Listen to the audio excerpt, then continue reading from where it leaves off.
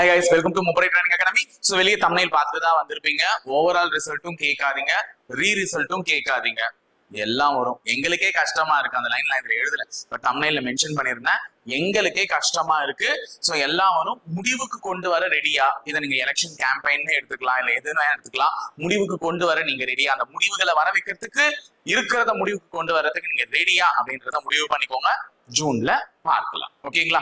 So இந்த கடந்த காலத்துல நடந்த காவலர் தேர்வுல நம்ம கத்துக்கிட்ட பாடம் என்னன்னா, அதிகப்படியான காலி பணியிடங்கள் வரல. அது ஒரு முதல் தகவல். அதாவது நீங்க போயிட்டு டிஎன்யூஎஸ்ஆர்பி வெப்சைட்டே பாருங்க. ரீசெண்டா நம்ம எல்லாம் என்ன அளவுக்கு ரெக்ரூட்மெண்ட் எடுத்திருக்கோம் அப்படின்னு சொல்லிட்டு, அதாவது முந்தைய ஆட்சி காலத்துல எடுத்த ரெக்ரூட்மெண்ட்டினுடைய அளவுகளையும் பாருங்க, அந்த எண்ணிக்கையும் பாருங்க, இப்பயும் எண்ணிக்கையும் பாருங்க. நமக்கு காவலர்களுக்கான எண்ணிக்கையே ரொம்ப கம்மியா இருக்கு. காலி பணியிடங்களுடைய எண்ணிக்கை, அப்படி காலி பணியிடங்க எண்ணிக்கை கம்மியா இருந்து அதுல நடத்தக்கூடிய தேர்வுகள் பாத்தீங்கன்னா அதுல நிறைய முறைகேடுகளும், அதுல நிறைய மாணவர்கள் சங்கடப்படுத்துற மாதிரி கேஸுகளும் தொடர்ந்து அதனால கொஞ்சம் இழுபறியில போயிட்டு நிறைய பேருக்கு வயது தளர்வு போய் சோ எவ்வளவோ கஷ்டத்தை அனுபவிச்சிட்டோம். சரிங்களா? சோ ஓவரால் ரிசல்ட்டும் இப்ப கேட்டுட்டு இருக்கீங்க. சார் பிசிக்கு ஓவரால் வருமா, இல்ல ரீ ரிசல்ட் ஓவரால் வருமா, இல்ல எஸ்ஐக்கு எப்ப சார் ரீ ரிசல்ட் வரும்? இது எஸ்ஐ ரீ ரிசல்ட். சரிங்களா? எஸ்ஐ ரீ ரிசல்ட் எப்ப சார் வரும்? இந்த மாதிரி நிறைய கேட்டுட்டு இருக்கீங்க. எங்களுக்கே கஷ்டமா தான் இருக்கு. என்ன பண்றது? இப்ப என்ன சிச்சுவேஷன் போகுதுன்றது உங்க எல்லாருக்குமே தெரியும். எலெக்ஷன். சோ எலெக்ஷன் ஆன சிச்சுவேஷன் இருக்கும் போது கண்டிப்பா எலெக்ஷன்ல என்ன இருக்காது, எந்த விதமான ரிசல்ட்ஸுமே அவங்க பப்ளிஷ் பண்ண மாட்டாங்கன்ற மாதிரி. ஏன்னா போலீஸ் டியூட்டில இருக்காங்க. சோ இதுக்கப்புறம் எஸ்ஐக்கு ரிசல்ட் விட்டு அவங்களுக்கு பிசிக்கல் நடத்துவதற்கான வாய்ப்புகள் எல்லாம் இருக்கானா? கண்டிப்பா இல்லை. ஏன்னா இது ஒரு புதிய ஆட்சியோ அல்லது தொடரக்கூடிய ஆட்சியோ அமைக்கப்பட்டதுக்கு அப்புறமா தான் என்ன நடக்கும் பாத்தீங்கன்னா, எந்த விதமான அப்டேட்ஸுமே டிஎன்யூஎஸ்ஆர்பி போர்டு தரப்புல இருந்து உங்களுக்கு வரப்போகுது. நீங்க பாட்டுட்டு அதை கேட்டுட்டே இருக்கீங்களா? நாட்களும் விரைவா போயிட்டு தான் இருக்கு.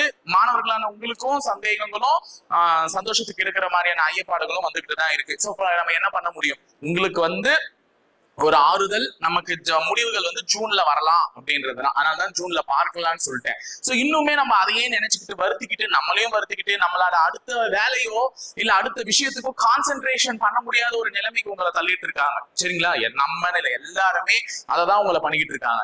சோ உங்களை அடுத்த கட்ட வேலையை பத்தி ஒரு சிந்திக்கவே விடாம இது மாதிரி பண்ணிட்டு இருக்காங்க. நமக்கு குரல் கொடுக்கறதுனுடைய விளைவாவது வந்தா நல்லாதான் இருக்கும். ஆனா அவங்க என்ன பண்ணுவாங்க? கண்டிப்பா எல்லாமே எலெக்ஷன் முடிஞ்சு ஒரு புதிய ஆட்சி பதவிக்கு ஏத்துட்டதுக்கு அப்புறம் இடைக்கால பட்ஜெட் ஒண்ணு தாக்கல் பண்ணியிருந்தாங்கல்ல, அதை ஒழுங்குபடுத்தி ஒரு முழு பட்ஜெட் ஒண்ணு தாக்கல் பண்ணிட்டு தான் நமக்கு எதுவா இருந்தாலும் என்ன பண்ணுவாங்க, அனௌன்ஸே பண்ணுவாங்க. சோ இது 2021 எலெக்ஷன்லயும் இதே மாதிரிதான் நடந்துச்சு. 2021 எலெக்ஷன்லயுமே அப்ப நடந்த பிசி காலி பணியிடங்கள், அதாவது அதிமுக ஆட்சி காலத்துல வெளியிட்ட ஒரு பிசி இது ரெக்ரூட்மெண்ட் நடந்து கடைசியில எலெக்ஷன் இழுபறினால அதற்கான பிசிக்கல இப்படி அப்படி இப்படி அப்படின்னு விடாத என்ன பண்ணிட்டாங்க, தள்ளி போய் கடைசியில எலெக்ஷன் டேட் அனௌன்ஸ் பண்ணதுக்கு அப்புறமா பிசிக்கல் நடத்தல. அதுக்கப்புறமா புதிய ஆட்சி மே மாசத்துல பதவி ஏத்துக்கிட்டதுக்கு அப்புறமா பட்ஜெட் எல்லாம் முடிஞ்சு ஜூன் மாதத்துலதான் அவங்களுக்கு என்ன நடந்துச்சுன்னு பாத்தீங்கன்னா, 2021 அந்த 10,000 காலி பணியிடங்கள் கிட்டத்தட்ட 11,000க்கு வந்தது. அந்த காலி பணியிடங்களுக்கான பிசி 2ஆம் நிலை காவலர் தேர்வுகளுக்கான உடற்தகுதி தேர்வு நடந்தது ஜூன் மாதம் 2021. சரிங்களா? சோ அதே காலகட்டம் தான் இப்ப நமக்கு ரிப்பீட் ஆயிட்டு இருக்கு. இப்பயும் நமக்கு அவ்வளவு தள்ளி போயிருக்கு, ரிசல்ட் வரல அப்படின்னும் போது இது இன்னும் வருமா அப்படின்னு எதிர்பார்த்தீங்கன்னா, இன்னும் 2 மாத காலத்திற்கு அது மூடி வச்சிருக்க சந்திரமுகி அறை மாதிரி தான் இருக்கும். சோ அதை எப்போ ஓபன் பண்ணி கிளீன் பண்ணுவாங்களோ அது ஜூன் மாசம் தான் நடக்கும். சோ அந்த ஜூன் மாசத்துக்காக நம்ம வெயிட் பண்ணுவோம். சரியா? ஜூன்ல பார்க்கலாம்னு சொல்லிட்டேன். ஏன்னா இன்னுமே நீங்க அந்த ஒரு கேள்வியை மனசுல விதைச்சிட்டு இன்னும் இருக்கக்கூடிய இந்த 2 மாத காலத்திலயும் சந்தோஷத்தையோ அல்லது அடுத்த கட்ட சிந்தனைகளையோ மழுங்கடிச்சுட்டு சுத்திக்கிட்டு இருக்காதீங்க. நீங்க பாருங்க, சார் நான் நல்லா தான் சார் இருக்கேன், எனக்கு வேலைக்கு போனோம்னா என் குடும்பத்துல அவசியம் இல்லைன்னா இந்த 2 மாசம் நீ வேலை கிடைச்சிடும் பிசி நம்பிக்கையோட இருக்கல. சோ என்ஜாய் பண்ணு. ஏன்னா அடுத்த கட்டத்துல உன்னால சந்தோஷமா இருக்க முடியுமான்னு தெரியல. அதனால இந்த 2 மாசம் உன்னால முடிஞ்ச அளவுக்கு சந்தோஷமா இருந்துக்கோ. இல்ல சார் என் குடும்பம் ஏற்கனவே கஷ்டத்துலதான் சார் இருக்கு, நானும் கஷ்டப்படதான் போறேன் அப்படின்னா இந்த 2 மாதம் ஏதாவது ஒரு தற்காலிக பணி, டெம்பரவரி ஜாப் எதனா ஒண்ணு தேடி புடிச்சு அதுல போயிட்டு முயற்சி பண்ணி உன் குடும்பத்துக்கு உன்னால முடிஞ்ச எதனா ஒரு விஷயத்த ஏர்ன் பண்ணி கொடு. சரிங்களா? சோ இன்னுமே அந்த எதிர்பார்த்து நாளை கடத்திக்கிட்டு போவாதீங்கன்னு சொல்றேன். சரிங்களா? அது வரும், அது வரும்போது வரும். கண்டிப்பா நீ பாஸ் ஆயிட்ட, அதை யாராலையும் மறுக்க முடியாது. அந்த பாஸ் ஆன ஒரு ரிசல்ட் அங்க ஹோல்ட் ஆயிடுச்சு. பிசிக்கு எல்லாமே மார்க்ஸ்ல என்ட்ரு ஆகி முடிஞ்சிருச்சு. இதுக்கப்புறம் அதை யாராலையாவது மாத்த முடியுமா? கண்டிப்பா மாத்த முடியாது. எஸ்ஐக்கு ரீ ரிசல்ட் வரப்போது, அந்த ரீ ரிசல்ட் வந்ததுக்கு அப்புறம் அதுவும் ப்ராசஸ்ல முடிஞ்சிருச்சு.